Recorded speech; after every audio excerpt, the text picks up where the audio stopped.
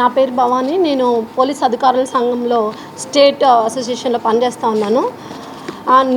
నిన్నటి దినం సత్యసాయి జిల్లాలో గౌరవ మాజీ ముఖ్యమంత్రి వైఎస్ జగన్మోహన్ రెడ్డి గారు పోలీసుల గురించి మాట్లాడుతూ పోలీసులు అందరి బట్టలు ఊడదీస్తాను అనడం, పోలీస్ శాఖలో మహిళా ఉద్యోగులు కూడా పనిచేస్తున్నారనే విషయం మాజీ ముఖ్యమంత్రి అయినటువంటి వైఎస్ జగన్మోహన్ రెడ్డి గారికి తెలీదా? ఒక కానిస్టేబుల్ నుంచి ఆఫీసర్ స్థాయి వరకు మేము సుమారుగా మహిళా పోలీసులం 5,000 మంది పోలీస్ శాఖలో పనిచేస్తూ ఉన్నాము. అటువంటి పోలీస్ శాఖలో పనిచేస్తున్న అందరి బట్టలు ఊడదీస్తానంటే మహిళలను కూడా బట్టలు ఊడదీస్తాను అనే మాట మహిళలను కూడా అన్నట్టుగా మహిళల మనోభావాలను దెబ్బతీసే విధంగా ఉన్నాయి. కాబట్టి మాజీ ముఖ్యమంత్రిగా పనిచేసినటువంటి మీరే ఈ విధంగా మాట్లాడితే పబ్లిక్లో మిగతా అందరూ ఏమనుకుంటారు అనేది ఒకసారి ఆలోచించాలి. అదేవిధంగా శాంతి భద్రతలకు అనుగుణంగా మేము పనిచేస్తాము, అది గుర్తించాలి. మహిళల బట్టలు ఊడదీస్తాను అనే మాట మహిళల మనోభావాలను దెబ్బతీసే విధంగా ఉంది. కాబట్టి మాజీ ముఖ్యమంత్రి వైఎస్ జగన్మోహన్ రెడ్డి వారి అనుచిత వ్యాఖ్యలను వెంటనే వెనక్కి తీసుకోవాలని పోలీస్ అధికారుల సంఘం తరఫు నుంచి నేను డిమాండ్ చేస్తూ ఉన్నాను. లేదంటే చట్టపరంగా మేము న్యాయస్థానాన్ని ఆశ్రయిస్తామని ఈ సందర్భంగా తెలుపుతున్నాను.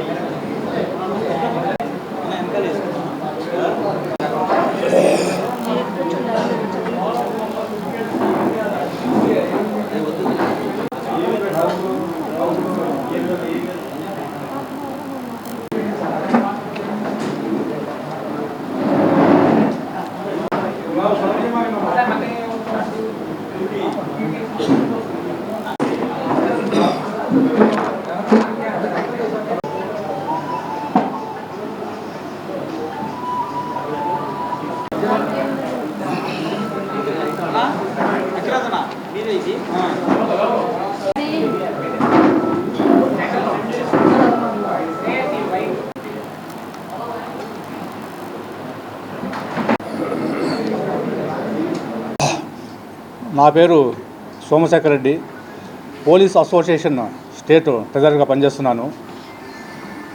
నిన్న ఉమ్మడి అనంతపురం జిల్లా, సత్యసాయి జిల్లా రామగిరిలో మాజీ ముఖ్యమంత్రి వైఎస్ జగన్మోహన్ రెడ్డి గారు పోలీసులను ఉద్దేశించి కామెంట్ చేసి, పోలీసు అందరి బట్టలు ఊడదీస్తాం, మీ ఉద్యోగాలు పీకేస్తాం అని మాట్లాడిన మాటలను మేము చాలా తీవ్రంగా పరిగణిస్తున్నాము. ఇది హేయమైన చర్య, చాలా బాధాకరణంగా మేము దీన్ని స్వీకరిస్తున్నాము. దీన్ని చాలా తీవ్రంగా కూడా ఖండిస్తున్నాం.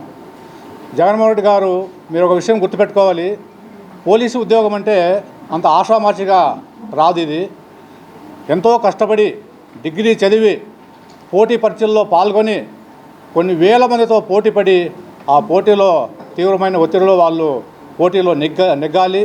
రాత పరీక్షలోనే కాదు, శారీరక దారుఢ్యంలో పరిగెత్తాలి, రన్నింగ్ చేయాలి, హై జంపు, లాంగ్ జంపు, ఇవన్నీ శారీరక దారుఢ్యం ఉంటే కానీ వాళ్ళు ఈ పోలీసు ఉద్యోగానికి అర్హత సాధించరు.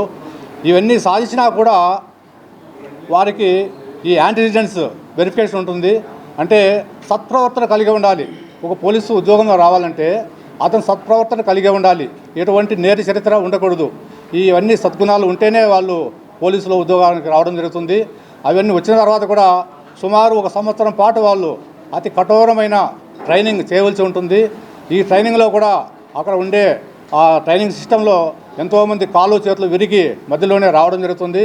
కొంతమంది ఆరోగ్యంగా కూడా వాళ్ళు ఇబ్బందులు పడి మధ్యలోనే హార్ట్ అటాక్లు వచ్చి వెనక్కి వచ్చే పరిస్థితి కూడా ఉంది.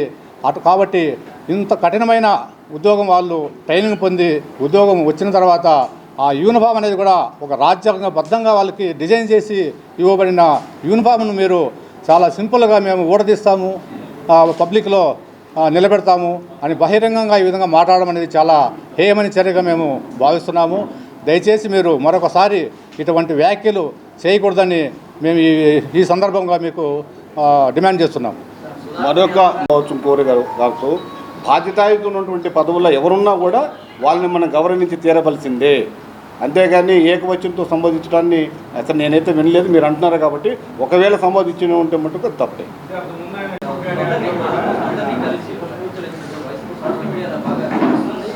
అట్లాగా నేను అనేది అది కాదు, నేను అంటున్నా ఎవరైనా సరే మరొక విజ్ఞప్తి కూడా చేస్తూ ఉన్నాము. చట్టం ఎవరికి కూడా చుట్టం కాదు. నిజంగా పోలీసుల్లో కూడా కొంతమంది చట్ట విరుద్ధంగా ప్రవర్తించినట్లయితే మీరు కూడా న్యాయస్థానాలను ఆశ్రయించవచ్చు, చట్టపరంగా ఏ శిక్షలైనా తీసుకోవచ్చు. గతంలో కూడా స్వర్గీయ రాజశేఖర్ రెడ్డి గారి ఆయన ప్రభుత్వంలో కూడా మేము పనిచేసాం. ఏ రోజు కూడా మమ్మల్ని ఒక చిన్న మాట అన్న ఆనవాళ్ళు మేము ఇలా చాలా గౌరవంగా మమ్మల్ని గౌరవించేవాళ్ళు ఆ రోజుల్లో కూడా. అట్లాగే చాలా అనేకమైన ముఖ్యమంత్రుల దగ్గర మేము పనిచేసాము. గతంలో మీ ప్రభుత్వంలో కూడా బ్రహ్మాండంగా పనిచేసాం. అంటే నేనేమంటానంటే చట్టం ఎవరికి చుట్టం కాదు. ఇప్పుడు ఎవరి ఇష్ట ప్రకారంగా శాంతి భద్రతలు మనమే చేసుకొని మన దగ్గరే అధికారం ఉందని చెప్పేసి మనం రాజకీయ వ్యవస్థలో రాజరికంగా పాత రోజుల్లో ఉండే కదా, రాజు ఏం చెప్తే అదే శాసనం అయ్యేది. అట్లా కాదు కదా. మనం ప్రజాస్వామ్య వ్యవస్థలో ఉన్నాం. ప్రజాస్వామ్య విలువల్ని మనం కాపాడినప్పుడే దానిని మనోగడి ముందుకెళ్తూ ఉంటుంది. అందుకని చట్టం ఏదైనా ఉందంటే చట్టం పని దాన్ని చేసుకుంటూ పోతుంది. అది మేము తప్పు చేసినా లేకపోతే ఇంకెవరు తప్పు చేసినా దయచేసి అందరం కూడా చట్టాన్ని గౌరవిద్దాం, ఆ చట్టపరంగా పోవాలని చెప్పేసి మరొకసారి మీ అందరికీ విజ్ఞప్తి చేస్తాం. మరొక విజ్ఞప్తి కూడా చేస్తూ ఉన్నాము. చట్టం ఎవరికి కూడా చుట్టం కాదు. నిజంగా పోలీసుల్లో కూడా కొంతమంది చట్ట విరుద్ధంగా ప్రవర్తించినట్లయితే మీరు కూడా న్యాయస్థానాలను ఆశ్రయించవచ్చు, చట్టపరంగా ఏ శిక్షలైనా తీసుకోవచ్చు. గతంలో కూడా స్వర్గీయ రాజశేఖర్ రెడ్డి గారి ఆయన ప్రభుత్వంలో కూడా మేము పనిచేసాం. ఏ రోజు కూడా మమ్మల్ని ఒక చిన్న మాట అన్న ఆనవాళ్ళు మేము ఇలా చాలా గౌరవంగా మమ్మల్ని గౌరవించేవాళ్ళు ఆ రోజుల్లో కూడా. అట్లాగే చాలా అనేకమైన ముఖ్యమంత్రుల దగ్గర మేము పనిచేసాము. గతంలో మీ ప్రభుత్వంలో కూడా బ్రహ్మాండంగా పనిచేసాం. అంటే నేనేమంటానంటే చట్టం ఎవరికి చుట్టం కాదు. ఇప్పుడు ఎవరి ఇష్ట ప్రకారంగా శాంతి భద్రతలు మనమే చేసుకొని మన దగ్గరే అధికారం ఉందని చెప్పేసి మనం రాజకీయ వ్యవస్థలో రాజరికంగా పాత రోజుల్లో ఉండే కదా, రాజు ఏం చెప్తే అదే శాసనం అయ్యేది. అట్లా కాదు కదా. మనం ప్రజాస్వామ్య వ్యవస్థలో ఉన్నాం. ప్రజాస్వామ్య విలువల్ని మనం కాపాడినప్పుడే దానిని మనోగడి ముందుకెళ్తూ ఉంటుంది. అందుకని చట్టం ఏదైనా ఉందంటే చట్టం పని దాన్ని చేసుకుంటూ పోతుంది. అది మేము తప్పు చేసినా లేకపోతే ఇంకెవరు తప్పు చేసినా దయచేసి అందరం కూడా చట్టాన్ని గౌరవిద్దాం, ఆ చట్టపరంగా పోవాలని చెప్పేసి మరొకసారి మీ అందరికీ విజ్ఞప్తి చేస్తాం. కోరగారు బాధ్యతాయుతమైనటువంటి పదవుల్లో ఎవరున్నా కూడా వాళ్ళని మనం గౌరవించి తీరవలసిందే. అంతేగాని ఏకవచనంతో సంబోధించడాన్ని అసలు నేనైతే వినలేదు. మీరు అంటున్నారు కాబట్టి ఒకవేళ సంబోధించిన ఉంటే మటుకు తప్పే.